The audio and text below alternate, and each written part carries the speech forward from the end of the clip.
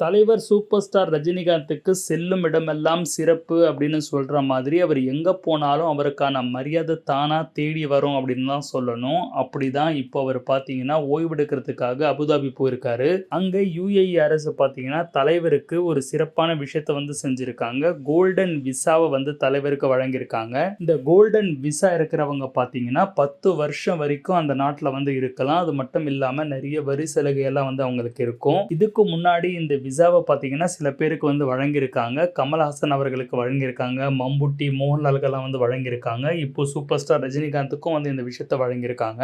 Lulu super மார்க்கெட்டுடைய தலைவரான யூசுப் அலி கூட தலைவர் இருக்கிற மாதிரியான போட்டோஸ் எல்லாம் ரிலீஸ் ஆகிட்டு இருந்துச்சு. இப்போதான் அதுக்கான விஷயமே தெரிஞ்சிச்சு. அவர் கூட போய் தான் இந்த விசாவே அவர் வாங்கியிருக்காரு. இந்த கோல்டன் விசாவை பார்த்தீங்கன்னா யுஏஇ உடைய சுற்றுலாத்துறை அமைச்சர் கொடுத்திருக்காரு சூப்பர் ஸ்டார் ரஜினிகாந்துக்கு. விசாவை வாங்கின பிறகு நம்ம சூப்பர் ஸ்டாரும் யுஏஇ கவர்மெண்ட்டுக்கு நன்றியை தெரிவித்து ஒரு வீடியோ ரிலீஸ் பண்ணியிருந்தாரு. இந்த சிறப்பான விஷயத்தை ரசிகர்களான நீங்க எப்படி பார்க்குறீங்க அப்படின்றது கமெண்ட்ஸ்ல தெரியப்படுத்துங்க.